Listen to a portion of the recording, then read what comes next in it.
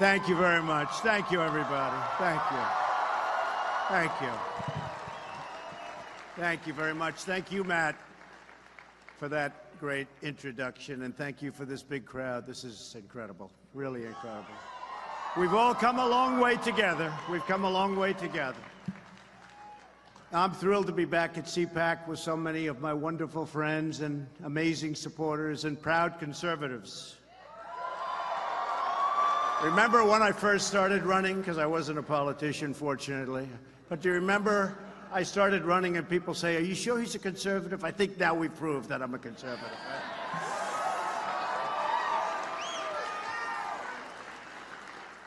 For more than 4 decades, this event has served as a forum for our nation's top leaders, activists, writers, thinkers. Year after year, leaders have stood on the stage to discuss what we can do together to protect our heritage, to promote our culture, and to defend our freedom.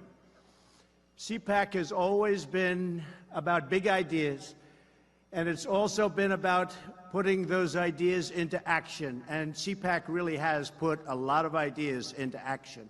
We'll talk about some of them this morning.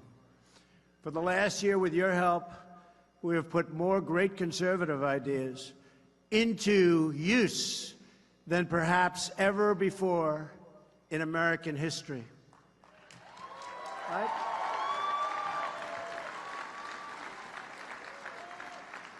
By the way, what a nice picture that is. Look at that. I'd love to watch that guy speak. Oh, boy. Let's see.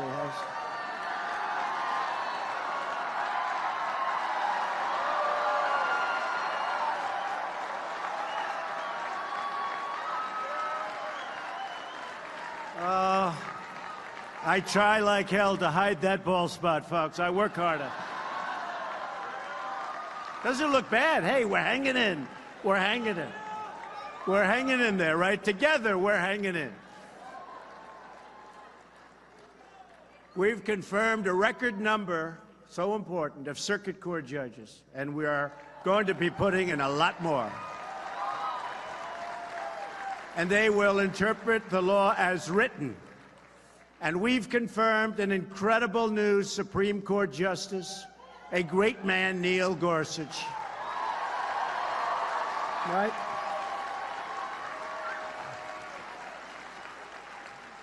We've passed massive, biggest in history, tax cuts and reforms. You know, I don't use the word reform. There was a lot of reform, too, very positive reform. I don't use it. And when we were first doing it, I told everybody gathered, I said, just talk about tax cuts. People don't know what reform means. They think reform might mean it's going up. And I said, do tax cuts.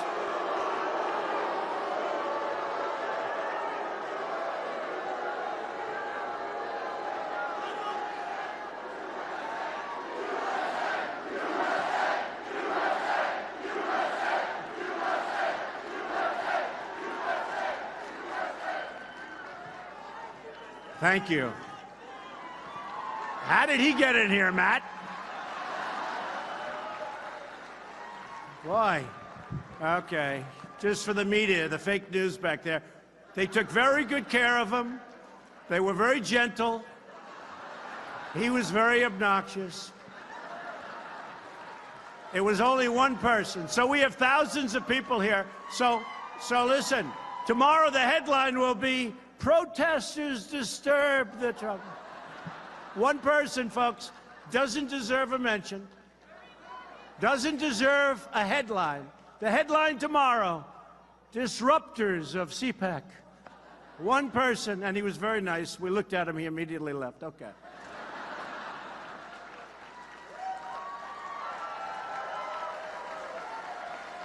No, I've had it too often. You'll have one person, and you can hardly even hear. In fact, the biggest really disturbance are you people. You know why?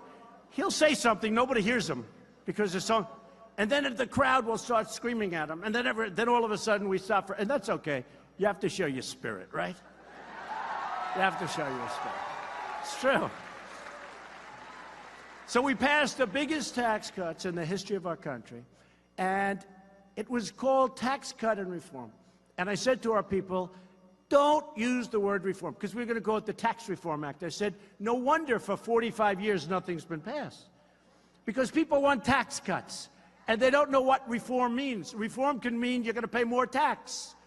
So I convinced politicians who have done this all their lives, and they do a great job in many cases, but this was one they were going, the Tax Reform Act of whatever year we want to put, okay? So they have the Tax Reform Act, and that was it. And now it was called the Tax Act, Tax Cut Act, and jobs. We had to add jobs into it because we're picking up tremendous number of jobs. 2.7 million jobs since the election. 2.7. So now people hear tax cuts, and it has been popular. Remember, it started off a little slow. Then it got passed, and we had some great help. I will say we had some great help in the Senate, in the House. We have guys here today. We have a lot.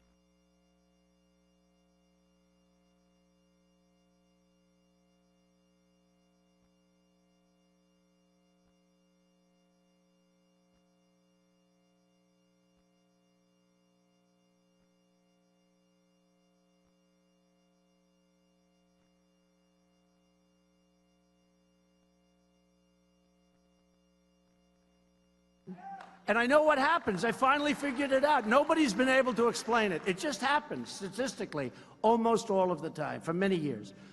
What happens is you fight so hard to win the presidency. You fight, fight, fight. And now only 2 years. That's a very short period. And by the time you start campaigning, it's a year. And now you got to go and fight again. But you just won. So nobody has that same drive that they had. So you end up not doing that well because the other side is going, they're crazed. And by the way, they're crazed anyway, these people. They are really crazed, right? So, because, you know, I kept trying to say, why is this? But it's just there. So the great enthusiasm, you know, you're sitting back, you're watching television, maybe I don't have to vote today, we just won the presidency. And then we get clobbered. And we can't let that happen. We get clobbered in 18, and we can't let that happen, only because we are so happy. We pass so many things. Honestly, and I say, I'll use the word my administration as opposed to me. My administration, I think, has had the most successful first year in the history of the presidency. I really believe that. I really believe it. I really believe it. So, I mean, judges, regulations, everything. And the beautiful thing about the tax cuts is nobody thought we could do it. Because, again, we had to get 100% of our vote. And nobody thought we could do it.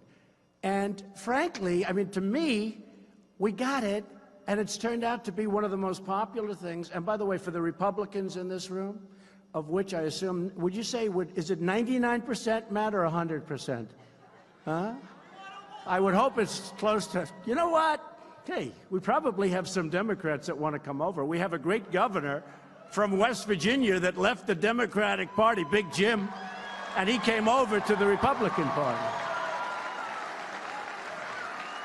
So people are sitting there, and they're saying, oh, we just had that great victory. Let's not vote. Let's go to a movie. The Republican Party, we're going to do great. And then they end up losing.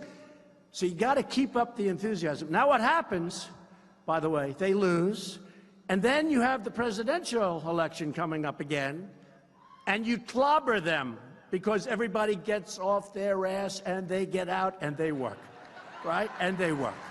And they work and work and work. And you end up winning the presidency again. And we should do that. Hopefully, we're going to do that very easily. But never, never, we have to worry. Right now, we have a big race coming up in 18. You have to get out. You have to just get that enthusiasm. Keep it going. See, the word really is complacent. People get complacent. It's a natural instinct. You just won, and now you're happy and you're complacent. Don't be complacent. Okay? Don't be complacent, because if they get in, they will repeal your tax cuts. They will put judges in that you wouldn't believe. They'll take away your Second Amendment, which we will never allow to happen. They'll take away your Second Amendment.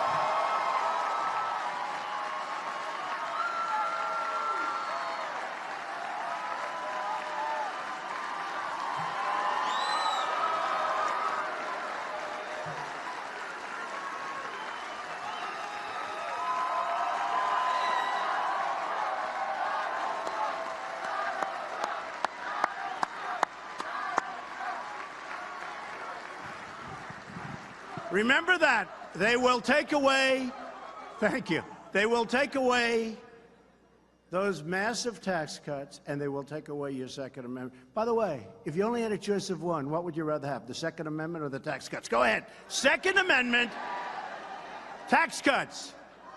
Second Amendment. I'm going to leave it at the Second Amendment. I don't want to get into that battle, all right? We're going to say you want, Matt, we're going to say you want the Second Amendment the most. But we're going to get them all. And remember this. Remember this. We've gotten, you know, somebody got on television recently, and they said, actually, this is the first time I can remember. Trump made campaign promises. He may be the only person that actually fulfilled more promises than he made. I think that's true. I fulfilled more promises. But we have a very crooked media. We had a crooked candidate, too, by the way. But we have a very, very crooked media.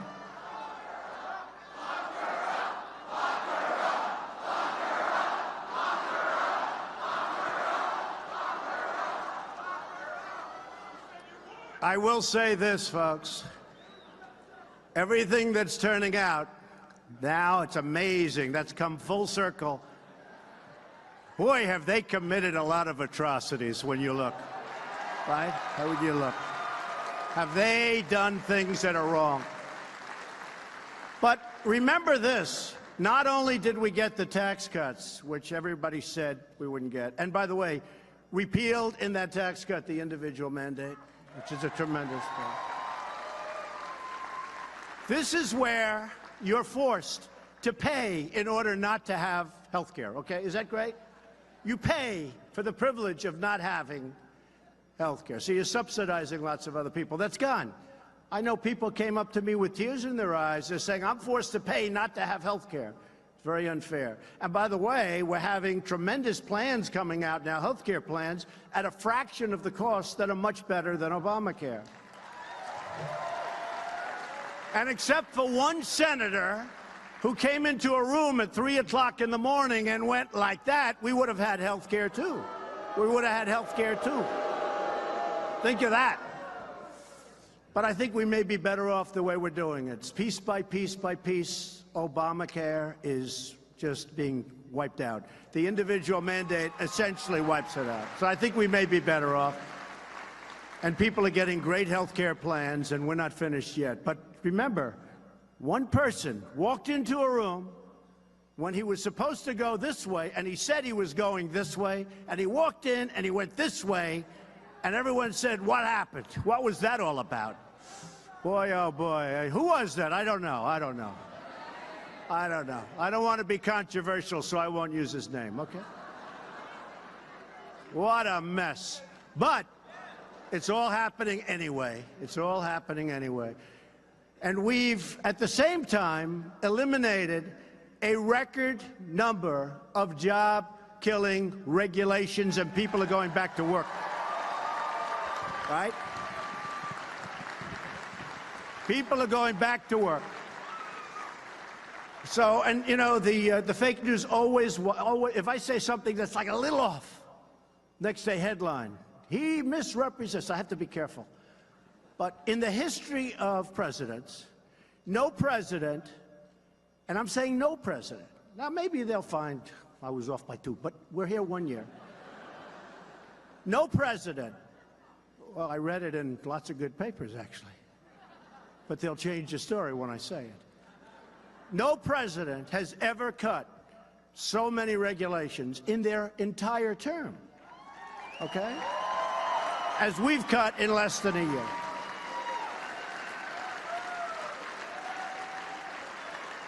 And it's my opinion that the regulations had as big an impact as these massive tax cuts that we've given. So I really believe it. We've ended the war on American energy. We were in war. And we've ended the war on beautiful, clean coal, one of our great natural resources. And very important for our defense, coal. Very important for our defense, because we have it. We don't have to send it through pipes. We don't have to get it from foreign countries. We have more than anybody.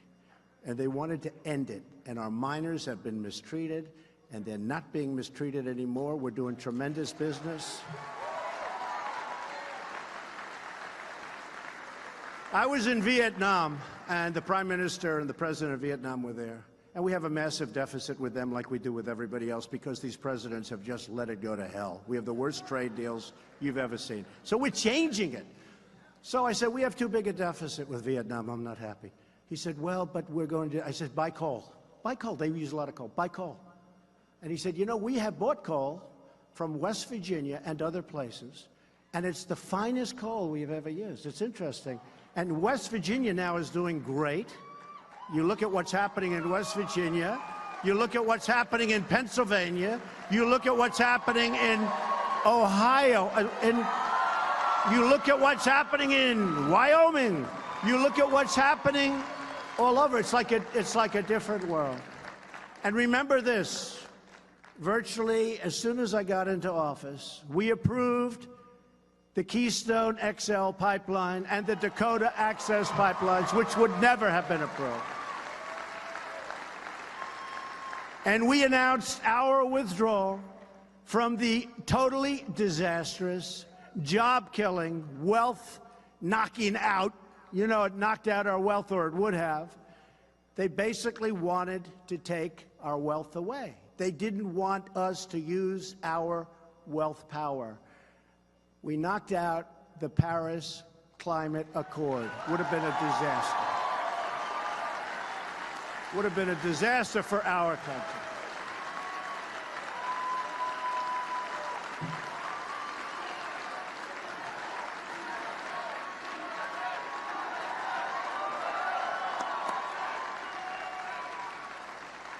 You know, basically it said, you have a lot of oil and gas that we found. You know, technology has been amazing.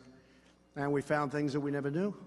But we have massive, just about the top in the world. We have massive energy reserves. We have coal. We have so much. And basically they were saying, don't use it. You can't use it.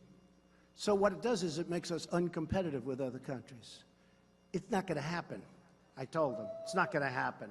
And you know, China, their agreement didn't kick in till 2030. Right? Our agreement kicks in immediately. Russia, they're allowed to go back into the 1990s, which was not a clean environmental time. Other countries, big countries, India and others, we had to pay because they considered them a growing country. They were a growing country. I said, what are we? Are we allowed to grow too? Okay? No, are we allowed to grow? They called India a developing nation. They called China a developing nation. But the United States, we're developed. We can pay. So, folks, if you don't mind, I tell you what, it's amazing how many people understood the Paris Accord because it sounds so good. It's like some of the environmental regulations that I cut. They have the most beautiful titles. And sometimes I say, look, I'm just going to close my eyes and sign this because you know what? I'm going to get killed on this one. And I get so much thanks. The country knows what I'm doing. We couldn't build. We couldn't farm. If you had a puddle in your land, they called it a lake for the purposes of environmental. I mean, it's crazy. It's crazy. And I signed certain bills, and I'd have farmers behind me, and I'd have house builders, home builders behind me. And these are tough people, strong people. They've fought hard. They've worked all their lives hard. And there'd be half of them would be crying because we gave them their property back. We gave them the right to earn a living. They couldn't do it. They couldn't do what they had to do. We gave them their property back. We gave them their dignity back.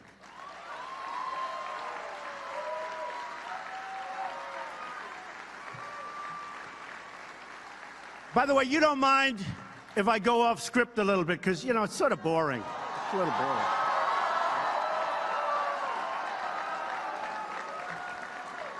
Got this beautiful speech. Everything's wonderful, but a little boring. We have to, you know, interject. But we gave them their dignity back. And that's why our country's doing record business. We're doing record business. We're doing business. And you have to look at the fundamentals. Companies are pouring back into this country. They're pouring back. Not like, I mean, when did you hear about car companies coming back into Michigan and coming to Ohio and expanding? When did you hear? You never heard that. You hear they're leaving. I've been talking about it for 20 years. I was a private sector guy, but for whatever reason, I always had these guys always covered me much more than anybody else. I always got a lot of these characters. They used to treat me so good, too, until I ran for office. I used to get the greatest publicity. A friend of mine said, you know, you used to be the king of getting great publicity. What happened? I said, well, I have some views that they're opposed to for a lot of bad reasons. A lot of really bad reasons. But when you look at what's happening to our country, it's incredible. And the fundamentals are so strong. The stock market, I just see with all of the ups and downs since Election Day, is up 37% from election. 37%. Now, it did a little bit of a correction. In fact, I started to say, you know, I was in it for like 13, 14 months from election. I say, is this sucker ever going down a little bit? This is a little embarrassing. It was up 100, up 200, up 1,000, up 150, up 90, up 63. I said, good, that's better. You know, hey, we've got 7 years to go, folks. You know, we got a long time to go.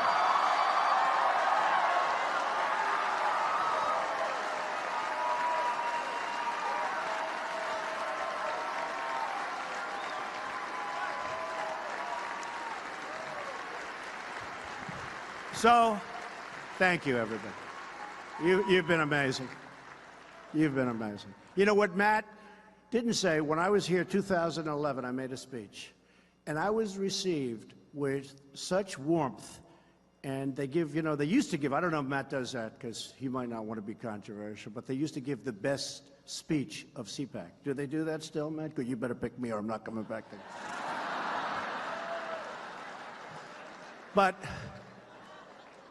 and I got these, everybody, they love that speech. And that was, I think, Matt, I would say that might have been the first real political speech that I made. It was a love fest. 2011, I believe, the time was.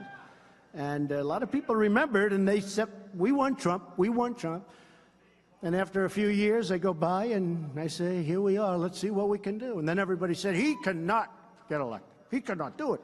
You need 270 votes. You need electoral college, which, by the way, is much tougher than the popular vote. The popular vote, it would be so much easier. You go to 3 or 4 states and you just go and you just do a great job. Hillary forgot that. You know, she went to these states. I said, what's she doing? Why does she keep going back to California? Crazy. Next time they're going to remember Iowa. They're going to remember Ohio. Remember? They spent a lot of time in Pennsylvania to no avail. They spent a lot of money. They spent a lot of money in North Carolina, the great state of North Carolina. We did very well there. We have a great person in the room, Mark Meadows from North Carolina. He's around here. Where's Mark? Where's Mark? And Deb. And we have Jim Jordan, Warriors all. We have a lot of great people here. But, you know, we hit a chord. And if you remember, 2011, probably that was the beginning of what we've done. And hopefully, at the end of a period of time, people are going to say thank you, because it is not easy. We're fighting a lot of forces. They're forces that are doing the wrong thing.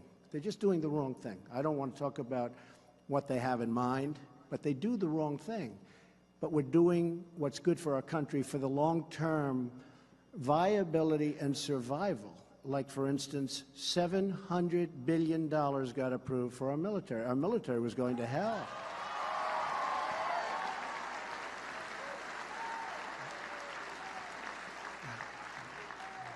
we declined to certify the terrible one-sided Iran nuclear deal. That was a horrible deal. Who ever heard you give $150 billion to a nation that has no respect for you whatsoever? They're saying death to America while they're signing the agreement. If somebody said death to America while I'm signing an agreement and I'm president, I immediately say, what's going on here, folks? I'm not signing. What's going on? They just kept going. Kerry may be the worst negotiator I've ever seen. How about this guy? How about, and Obama, of course, he's the one. But how about $1.8 billion in cash? Did you ever see what, like $1 million in $100 bills? A lot of people do it as a promotion. It's a lot. It's big. It's like big. Now take that.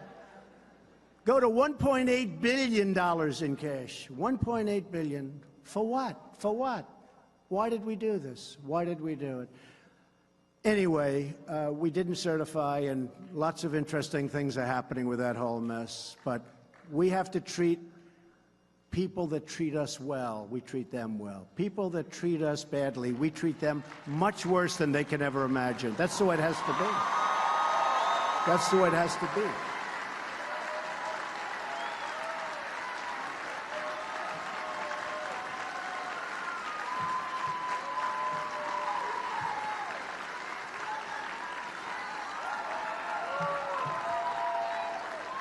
We officially recognized Jerusalem as the capital of Israel.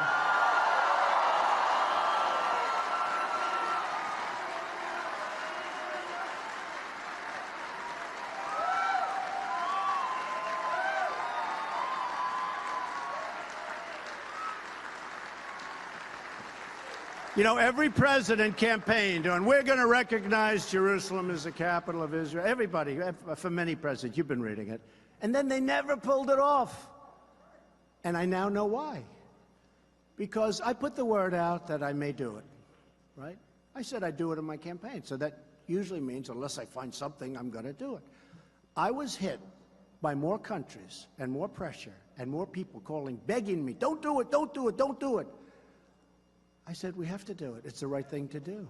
It's the right thing to do. We have to do it. And I did it. But every other president really lied because they campaigned on it. That was always a big part of the campaign. Then they got into office, they never did it. So I understand why they didn't do it, because there was tremendous, the campaign against it was so incredible. But you know what? The campaign for it was also incredible, and we did the right thing. So we've kept our promise, as I said, to rebuild our military, eliminating the defense sequester, which is a disaster. And I don't know if you saw the number, $700 billion. You know, ultimately that comes before everything else. We can talk about lots of things. But if we don't have a strong military, you might not be allowed into this room someday, okay?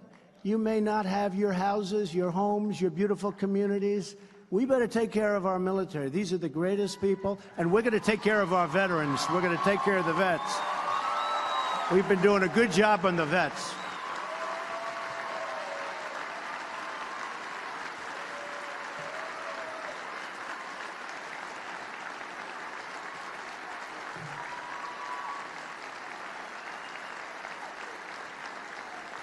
And after years of rebuilding other nations, we rebuild other nations. We rebuild other nations that have a lot of money. And we don't ever say, hey, you got to help. We're finally rebuilding our nation. We're rebuilding our nation. And we're restoring our confidence and our pride. All of us here today are united by the same timeless values. We defend our Constitution, and we believe in the wisdom of our founders. Our Constitution is great. We support the incredible men and women of law enforcement.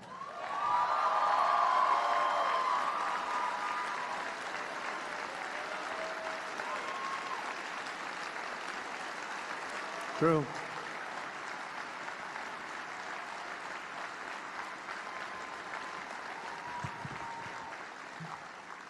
We know that a strong nation must have strong borders. We celebrate our history and our heroes, and we believe young Americans should be taught to love their country and to respect its traditions. Don't worry, you're getting the wall. Don't worry, okay? I heard some. Getting the wall.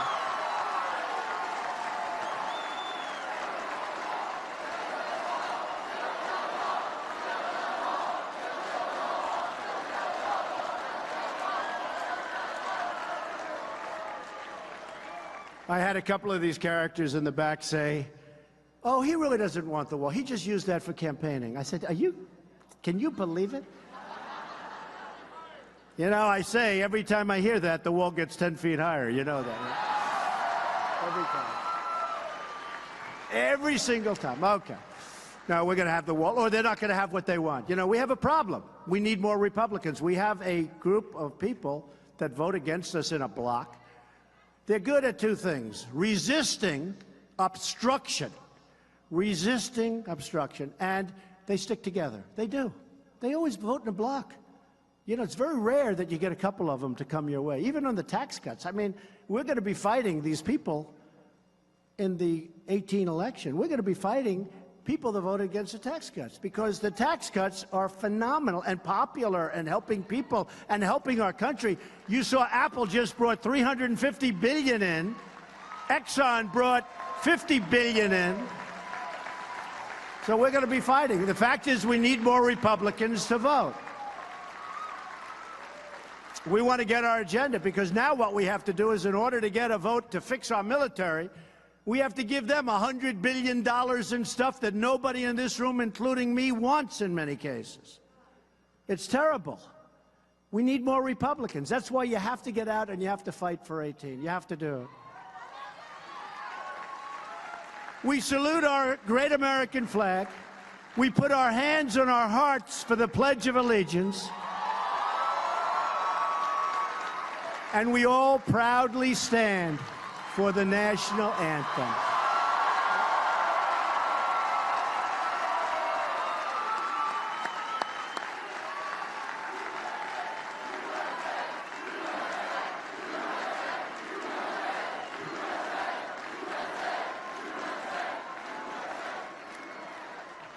Above all else, we know that faith and family, not government and bureaucracy, are at the center of American life. We know that. Because in America, we don't worship government, we worship God.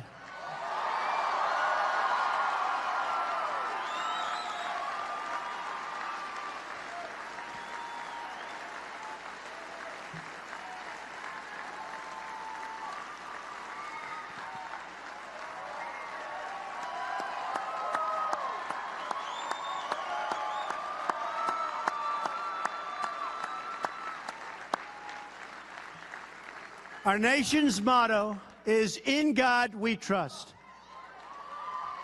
And this week, our nation lost an incredible leader who devoted his life to helping us understand what those words really mean. Leader. He was a leader. He's a great man. We will never forget the historic crowds, that voice, the energy, and the profound faith of a preacher named Billy Graham.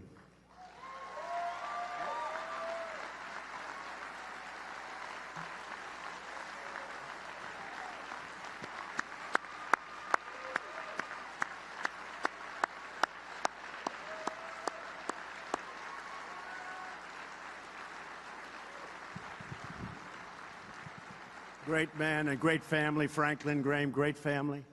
And they were for us, I'll tell you, they were for us. Right from the beginning, they were for us. As a young man, Billy decided to devote his life to God. That choice not only changed his life, it changed our country. And indeed, it even changed the world. Reverend Graham's belief in the power of God's word gave hope to millions and millions who listened to him with his very beautiful but very simple message: God loves you.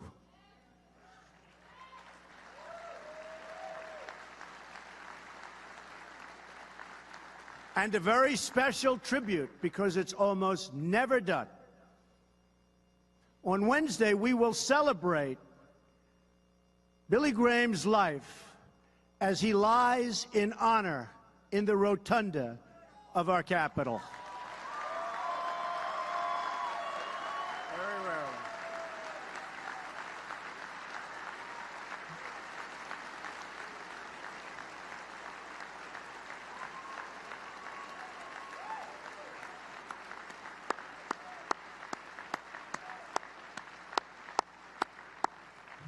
One day, Wednesday till Thursday, about 11 o'clock on Wednesday, I bet those lines are going to be long and beautiful, because he deserves it. Not everybody deserves it, but very few people. You look back, Ronald Reagan was so honored. Very few people are so honored. That's a big thing. And he really, almost more than anybody you can think of, he deserves to be in the rotunda. So that's going to be very special. Wednesday at 11 o'clock. And Paul and Mitch and the whole group, they work very hard to make it all happen. So we want to thank them too. Everywhere you go, all over the country, in cities small and large, Americans of all faiths reach out to our Creator for strength, for inspiration, and for healing. Great time for healing. In times of grief and hardship, we turn to prayer for solace and for comfort. In recent days, our entire nation has been filled with terrible pain and sorrow over the evil massacre in a great community, Parkland, Florida. This senseless act of mass murder has shocked our nation and broken our hearts. This week, I had the honor of meeting with students from Marjorie Stoneman Douglas High School, with families who have lost their children in prior shootings, great families, great people, and with members of the local community right here in Washington, D.C. Our whole nation was moved by their strength and by their courage. We listened to their heart-wrenching stories, asked them for ideas, and pledged to them. And I can speak for all of the senators and congressmen and congresswomen, all of the people in this room that are involved in this decision, that we will act, we will do something. We will act. With us on Wednesday was one of the families whose daughter didn't come home last week, a beautiful young woman named Meadow Pollock. Incredible family. I had them in the Oval Office, incredible people. You've probably seen her picture. She had a beautiful, beautiful smile and a beautiful life, so full of promise. We wish there was something, anything we could do to bring Meadow and all of the others back. There are not enough tears in the world to express our sadness and anguish for her family and for every family that has lost a precious loved one. No family should ever save and ever have to go in and suffer the way these families have suffered. They've suffered beyond anything that I've ever witnessed. A father drops his daughter off at school, kisses her goodbye, waves to her, she's walking up the path, and never sees her alive again. Gets a call, can't believe it, thinks it's a nightmare, wants to wake up from the nightmare. So we want to hear ideas from Americans of all backgrounds and beliefs about how we can improve security at our schools, tackle the issue of mental health. Because this was a sick person, very sick. And we had a lot of warning about him being sick. This wasn't a surprise. To the people that knew him, this wasn't even a little bit. In fact, some said, we're surprised it took so long. So what are we doing? What are we doing? We want to ensure that when there are warning signs, we can act and act very quickly. Why do we protect our airports and our banks, our government buildings, but not our schools?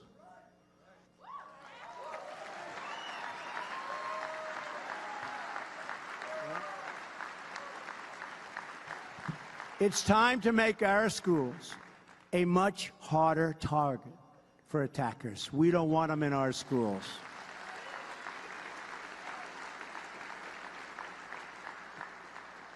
We don't want them. When we declare our schools to be gun-free zones, it just puts our students in far more danger. Far more danger.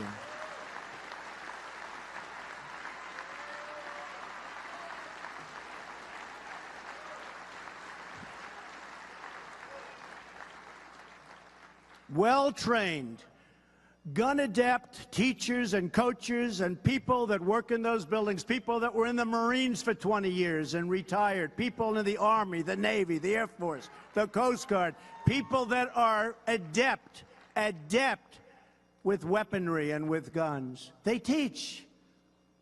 I mean, I don't want to have 100 guards standing with rifles all over the school.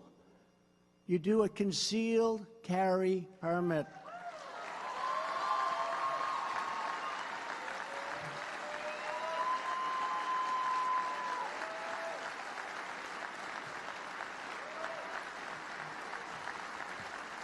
And this would be a major deterrent, because these people are inherently cowards. If they thought, like if this guy thought that other people would be shooting bullets back at him, he wouldn't have gone to that school. He wouldn't have gone there. It's a gun-free zone. It says this is a gun-free zone. Please check your guns way far away. And what happens is they feel safe. There's nobody going to come at them. This way, you may have, and remember, if you use this school as an example, this is a very big school with tremendous floor area and a lot of acreage. It's a big, big school, good school, a big, big school. You'd have to have 150 real guards. Look, you had one guard. He didn't turn out to be too good, I will tell you that. He turned out to be not good. He was not a credit to law enforcement, that I can tell you. That I can tell you.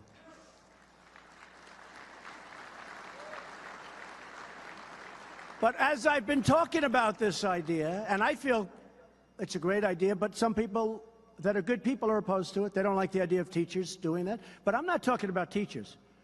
You know, CNN went on. They said, Donald Trump wants all teachers. Okay? Fake news, folks. Fake news. Fake news. I don't want a person that's never handled a gun, that wouldn't know what a gun looks like, to be armed. But out of your teaching population, you have 10%, 20% of very gun-adept people. Military people, law enforcement people, they teach. They teach. And something I thought of this morning, you know what else? And I thought of it since I found and watched Peterson, the deputy who didn't go into the school because he didn't want to go into the school, okay? He was tested under fire, and that wasn't a good result. But you know what I thought of as soon as I saw that? These teachers, and I've seen them at a lot of schools where they had problems. These teachers love their students, and the students love their teachers in many cases. These teachers love their students, and these teachers are talented with weaponry and with guns. And they feel safe. And I'd rather have somebody that loves their students and wants to protect their students than somebody standing outside that doesn't know anybody and doesn't know the students, and frankly, for whatever reason, decided not to go in, even though he heard lots of shots being fired inside. The teachers and the coaches and other people in the building, the dean, the assistant dean, the principal, they love their people. They want to protect these kids. And I think we're better with that. And this may be 10% or 20% of the population of teachers, et cetera. It's not all of them, but you would have a lot, and you would tell people that they're inside. And the beauty is it's concealed. Nobody would ever see it unless they needed it. It's concealed. So this crazy man who walked in wouldn't even know who it is that has it. That's good. It's not bad, that's good. And a teacher would have shot the hell out of him before he knew what happened.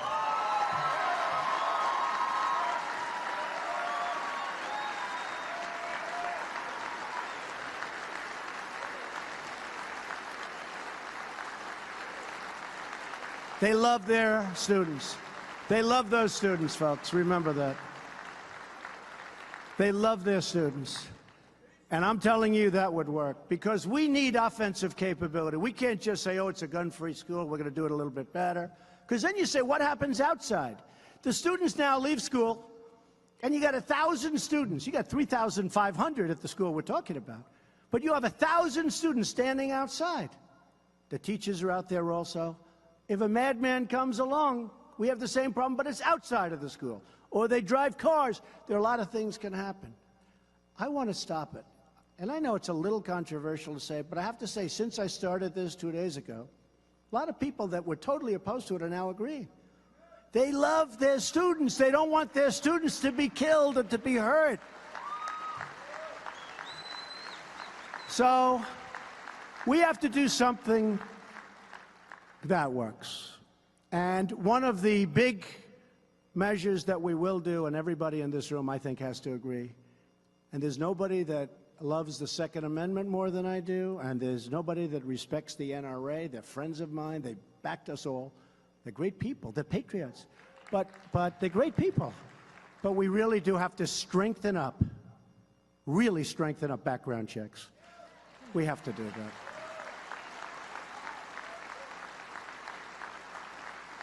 And we have to do, for the mentally ill, we have to do we don't want people that are mentally ill to be having any form of weaponry. We have to be very strong on that.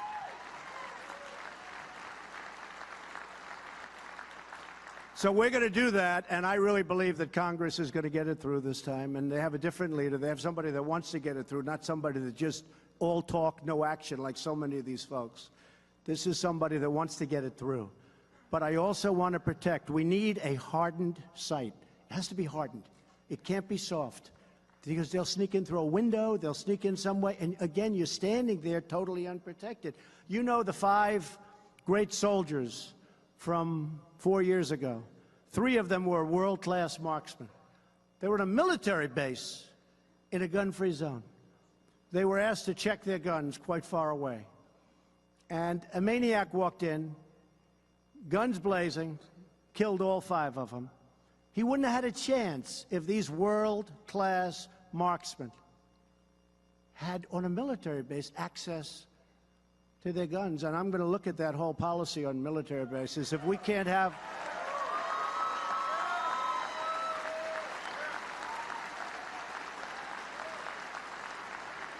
All 5 were killed. All 5. The guy wouldn't have had a chance. But we're going to look at that whole military-based gun-free zone. If we can't have our military holding guns, it's pretty bad. We had a number of instances on military bases. You know that. So we want to protect our military. We're going to make our military stronger and better than it's ever been before. We also need to create a culture in our country that cherishes life and human dignity. That's part of what we're talking about. A culture that condemns violence and never glorifies violence. We need to foster real human connections and turn classmates and colleagues into friends and neighbors that want to fight for us. We're not just having a conversation about school safety. You've had conversations, in all fairness, I'm pretty new on this job. We're here a little more than a year. I've been watching this stuff go on for 20 years. The president gets up, everybody's enthusiastic for the first couple of days, and it fades, fades, fades. Nothing ever gets done. We want to see if we can get it done. Let's get it done right. We really owe it to our country. I've been watching for a long time. Seen a lot of words, and I've seen very little action. And you know, if you think about it, most of it's just common sense. It's not, do you love guns? Do you hate guns? It's common sense. It's all common sense. And some of the strongest advocates about what I'm saying are the strongest advocates, I know them very well, political people, the strongest advocates for the Second Amendment. But this is common sense. In addition to securing our schools, we're also implementing a strategy to secure our streets. We want our kids to be safe everywhere they go, whether they're in a classroom, walking home from school, or just outside playing with their friends. Every child deserves to grow up in a safe community surrounded by a loving family and to have a future filled with opportunity and with hope.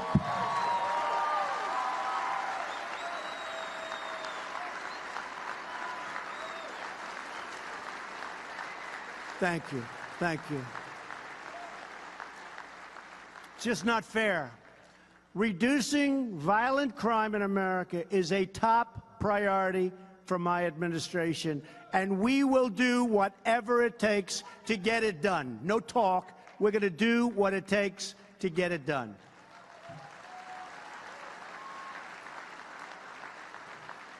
As you've seen, pretty well reported that we're significantly increasing gun prosecutions by tremendous percentages.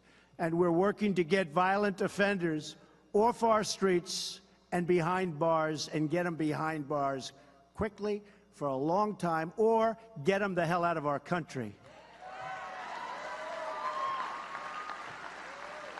In 2017, we brought cases against more violent offenders than any administration in a quarter of a century, more than any administration, and we're just gearing up. We have tough people. I'll tell you what, when you deal with MS-13, the only thing they understand is toughness. They don't want anything. All they understand is toughness. If that ICE agent or Border Patrol agent is tougher than them, they respect him. We got the toughest guys you've ever seen. We got tough. They don't respect anything else. And they shouldn't be in our country. They were let in for years. They shouldn't be. And we're getting them out. Our administration prosecuted more people for federal firearm charges than has been done in more than a decade. And again, we're just gearing up. We convicted 1,200 gang members and nearly 500 human traffickers. You know what human trafficking, who would think that we have this in this age? And with our foreign partners, we've helped charge or arrest more than 4,000 members of the savage gang that we talked about, MS-13. Now, they don't like guns. You know why? They're not painful enough. These are animals. They cut people. They cut them. They cut them up in little pieces, and they want them to suffer. And we take them into our country because our immigration laws are so bad. And when we catch them, it's called catch and release. We have to, by law, catch them and then release them. Catch and release. And I can't get the Democrats, and nobody has been able to for years, to approve common sense measures that when we catch these animal killers, we can lock them up and throw away the keys.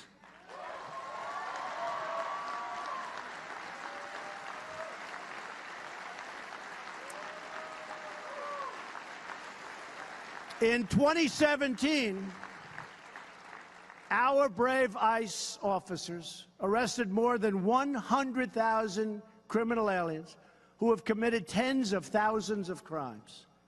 And believe me, these are great people. They cannot, the laws are just against us. They're against safety. They don't make sense. And you meet with Democrats, and they're always fighting for the criminal. They're not fighting for law-abiding citizens. They're always fighting for the criminal. Doesn't make sense. Here are just some of the criminal charges and convictions for the aliens arrested by ICE.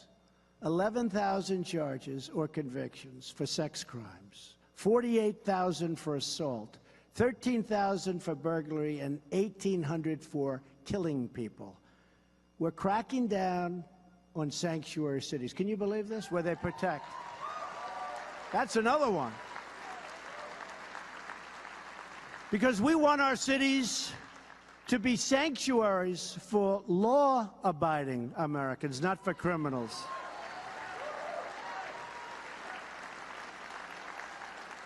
And by the way, the Senate Democrats and the House Democrats have totally abandoned DACA. They don't even talk to me about it. They have totally abandoned. You know, we get the reputation like DACA, it's not Republican. Well, let me tell you, it is Republican, because we want to do something about DACA, get it solved after all these years. The Democrats are being totally unresponsive. They don't want to do anything about DACA, I'm telling you, and it's very possible that DACA won't happen, and it's not because of the Republicans, it's because of the Democrats, and frankly, you better elect more Republicans, folks, or it'll never happen.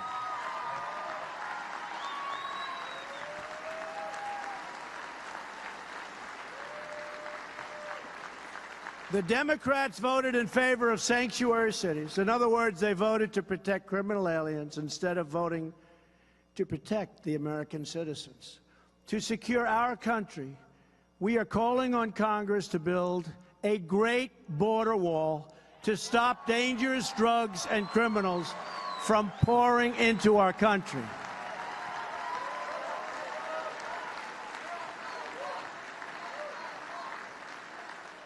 And now they're willing to give us the wall, but they don't want to give us any of the laws to keep these people out. So we're going to get the wall, but they don't want to give us all of the other, chain migration, lottery. Think of a lottery. You have a country. They put names in. You think they're giving us their good people? Not too many of you people are going to be in a lottery. So we pick out people. Then they turn out to be horrendous, and we don't understand why. They're not giving us their best people, folks. They're not giving us, I mean, use your heads. They're giving us, it's a lottery. I don't want people coming into this country with a lottery. I want people coming into this country based on merit, based on merit.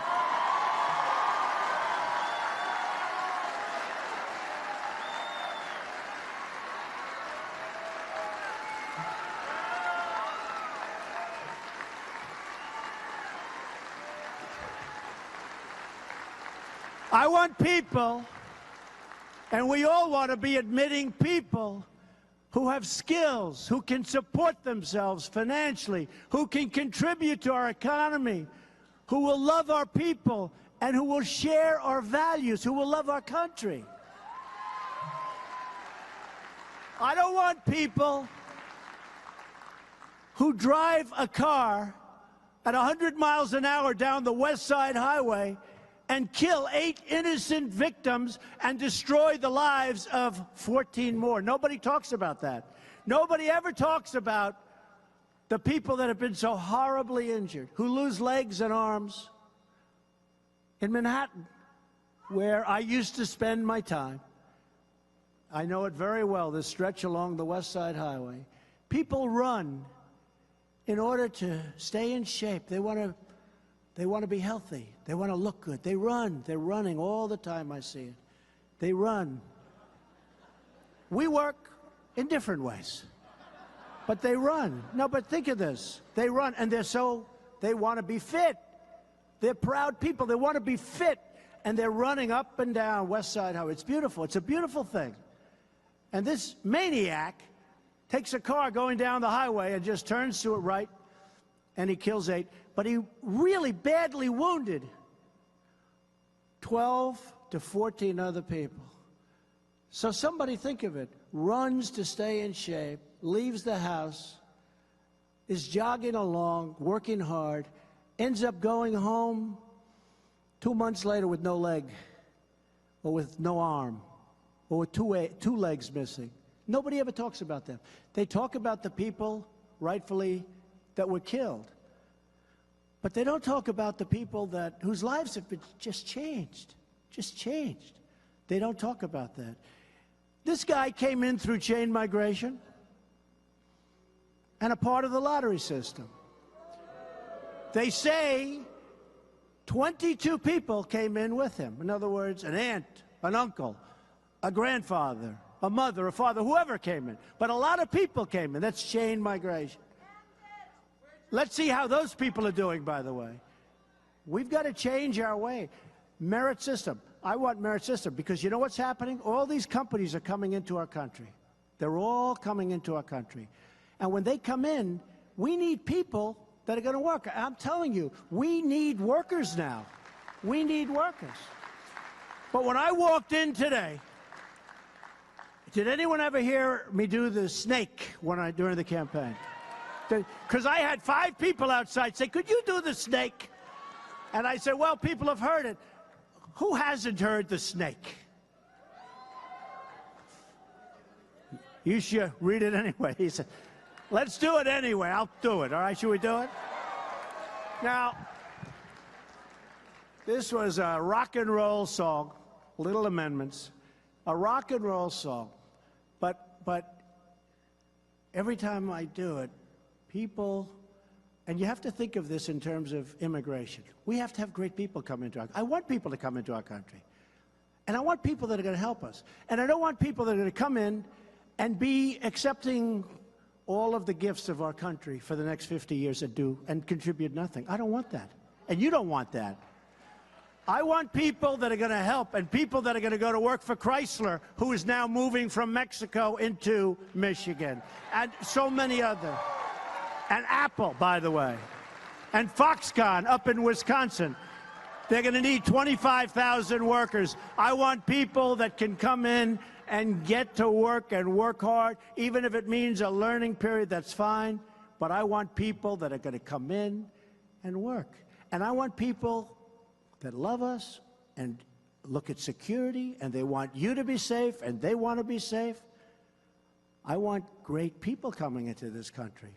I don't want people coming in the way they do now, because I want people that contribute. So this is called the snake, and think of it in terms of immigration, and you may love it or you may say, isn't that terrible, okay? And if you say, isn't that terrible, who cares? Because the way they treat me, that's peanuts compared to the way they treat me, okay?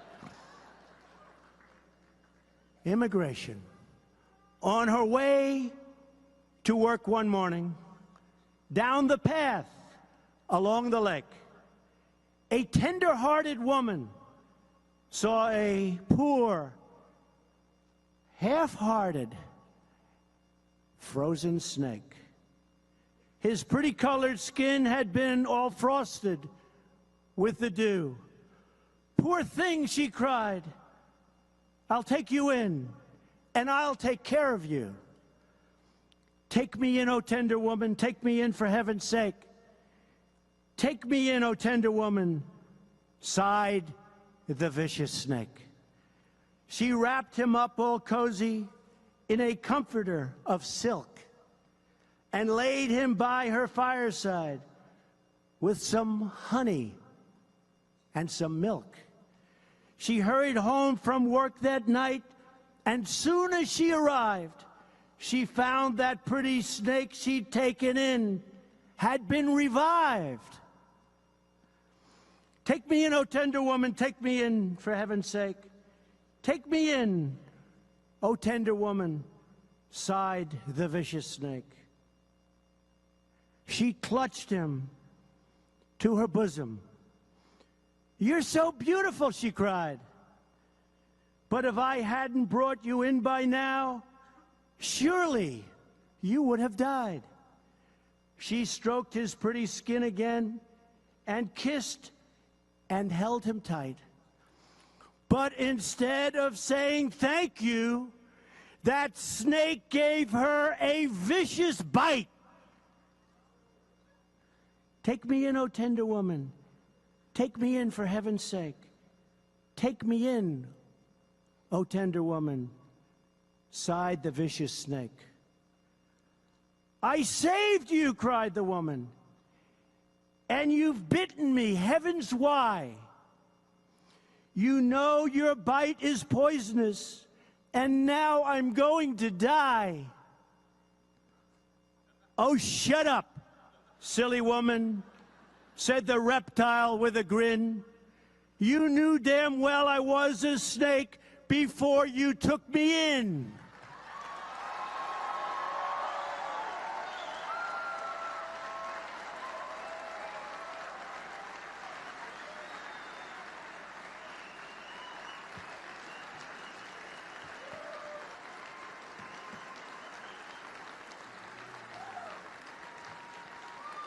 And that's what we're doing with our country, folks. We're letting people in, and it's going to be a lot of trouble. It's only getting worse. But we're giving you protection like never before. Our law enforcement's doing a better job than we've ever done before.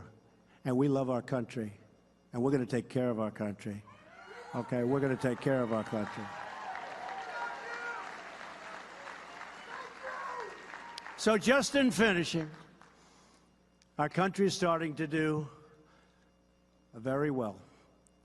Our economy is blazing. Jobs are at a record level. Jobs are so good. 2.7 million jobs created since the election. Unemployment claims have reached a 45-year low.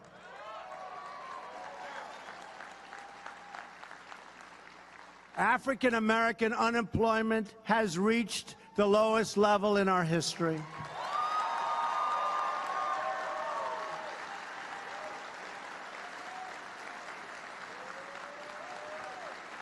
Hispanic unemployment has reached the lowest level in our history. Women unemployment is at the lowest level in 18 years.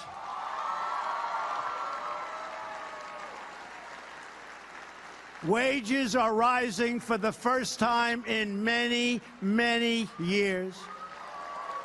Small business confidence is at a record high. And thanks to our massive tax cuts, millions of Americans are getting to keep a great percentage of their money instead of paying it to a government that throws it out the window.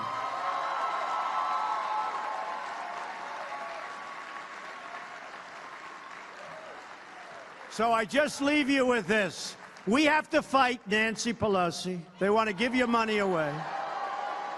They want to give your money away. They want to end your tax cuts. They want to do things that you wouldn't even believe, including taking your Second Amendment rights away. They will do that. They will do that.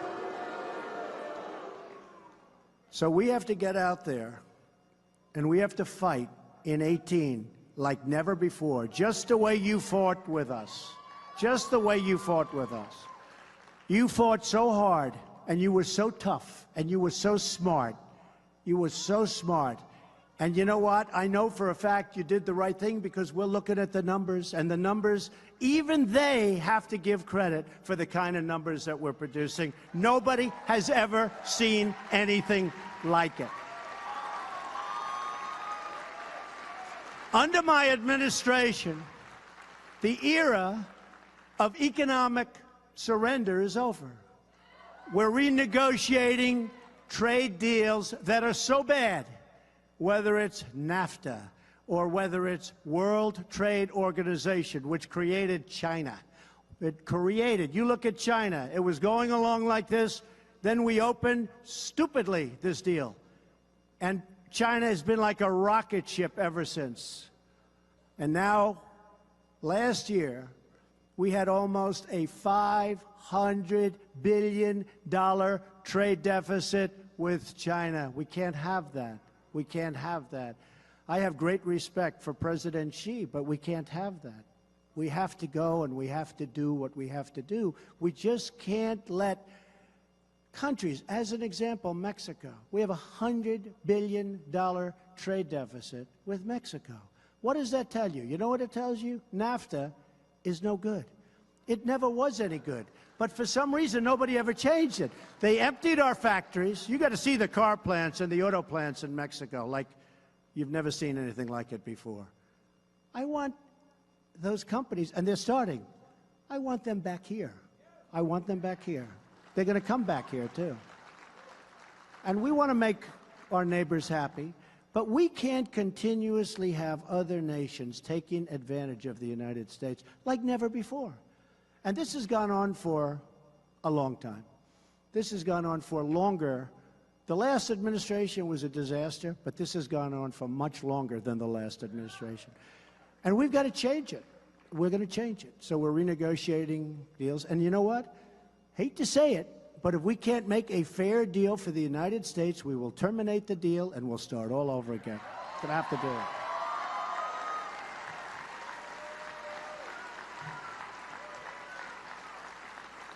So, under my administration and with your help, don't forget, you, many of you, were the forgotten people. You were the people that when the polls came out, they didn't know that you existed. The Democrats are trying to figure out who you are because they want to get you back. But you were people. We've had people that never voted, but they're great patriots, but they never saw anybody they wanted to vote for. Then they go to the election. They've got Trump, Pence. They got hats. They got all sorts of things. Trump over here. Make America Great Again hats, right?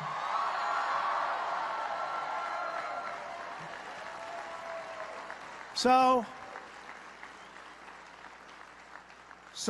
our country is starting to do well.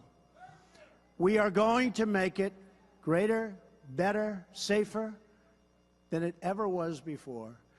The reason is you. This has been a great movement. They try like hell. They cannot stand what we've done. But we're doing the right thing. We're even doing the right thing for them. They just don't know it yet. They just don't know it yet. Even the media will absolutely support me sometime prior to the election. All those horrible people back there, they're going to support me. You know why?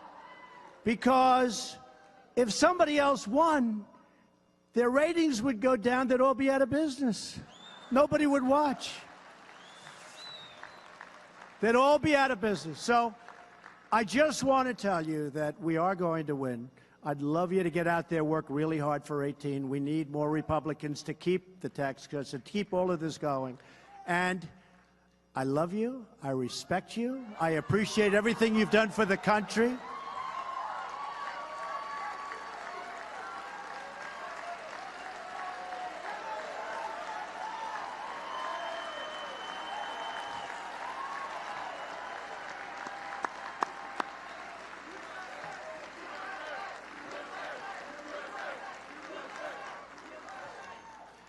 I appreciate everything you've done. I do want to say, because people have asked, North Korea, we imposed today the heaviest sanctions ever imposed on a country before.